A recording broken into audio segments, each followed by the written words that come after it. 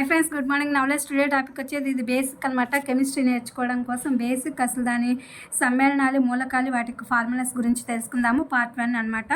సూత్రం లేదా ఫార్ములా ఇదనమాట. ఒక సమ్మేళనంలోని అణువుల్లో ఉన్న పరమాణువులను సంకేతపరంగా సూచించేదాన్ని సూత్రం లేదా ఫార్ములా అని చెప్పి అంటారు. కొన్ని మూలకాల సమ్మేళనాలు, ఫార్ములాస్ గురించి ఇవాళ చూద్దాము.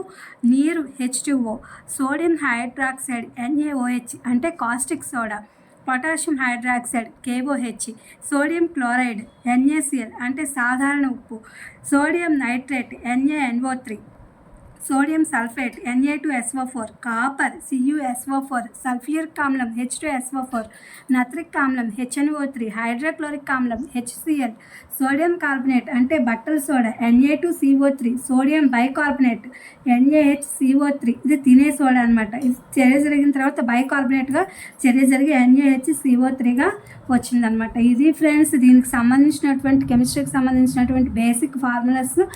ఇవి అందరికి ఉపయోగపడతాయని చెప్పి వీడియో అప్లోడ్ చేస్తున్నాను. Please my channel like, share, subscribe and comment. Thank you for watching. Thank you for our support.